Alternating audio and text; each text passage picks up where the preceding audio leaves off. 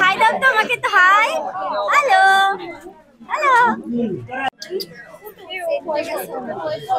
হ্যাঁ, খুব ভালো লাগতেছে। আজকে ফ্রিতে বিশ্ব জনতন্ত্র দিবস 2025 উপলক্ষে ফ্রিতে ভ্যাকসিন দেওয়া হচ্ছে। তো আর না হলে তো আমাদের টাকা দিয়ে আসতে হতো, তো ফ্রিতে দিতে পারতেছি, এজন্য খুব ভালো লাগতেছে। এটা হচ্ছে আজকে বিশ্ব জনতন্ত্র দিবস। আপনার এটা জনতন্ত্র একটা ভ্যাকসিন, বিড়ালের কুকুর এগুলো যদি কামড় দেয় নেক্সট টাইমে জলখান্ত মানুষের শরীরে ঢুকতে পারে। এই কারণে আমরা এখানে জনতন্ত্র ভ্যাকসিন দেওয়ার জন্য আসছি। আর বিশেষ করে হলো যে বিষয়টা বাইরে থেকে এক একটা ভ্যাকসিনের দাম 400-450 টাকা, মানুষের অনেক ক্রয় ক্ষমতার বাইরে, কিন্তু এইখান থেকে তারা ফ্রিতে দিতে পারতেছে। এই জিনিসগুলা সবার জন্য খুবই ভালো।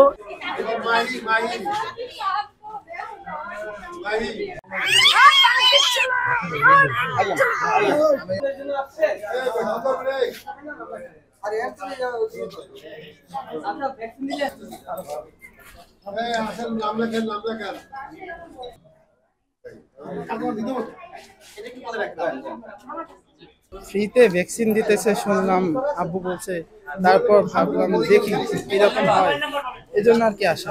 ফ্রি যেহেতু ভ্যাকসিন দেওয়ার জন্য আসলে আমাদের খুব ভালো লাগছে যে আমার বাচ্চাদেরকে আমি ঠিকমতো টিকা দিতে পারছি।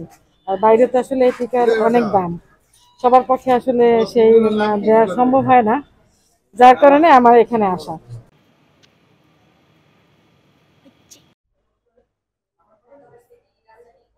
জনতন্ত্র দিবস উপলক্ষে আমাদের বরিশাল বিভাগীয় এবং জেলা প্রাণী সম্পদ দপ্তরে এই ফ্রি ভ্যাকসিনেশনের আয়োজন করা হয়েছে।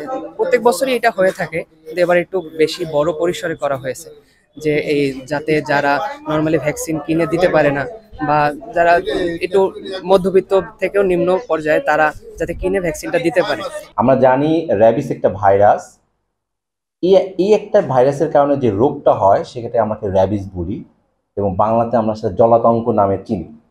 সাধারণত কুকুর, বিড়াল, বানর এই ধরনের প্রাণীগুলোর এই রোগটা বেশি হয় এবং মানুষেরও এই রোগটা হতে পারে। এই ডিজিজটা 100% প্রিভেন্টেবল, প্রতিরোধযোগ্য। আর এটা কিন্তু যদি হয়ে যায় তাহলে কিন্তু 100% ফ্যাটাল। সো আমাদের যেহেতু এটা প্রিভেন্ট করার সুযোগ আছে, আমরা যদি ভ্যাকসিনেশন কার্যক্রমটা সঠিকভাবে চালাই তাহলে কিন্তু এই রোগটা নিরাময় করা সম্ভব।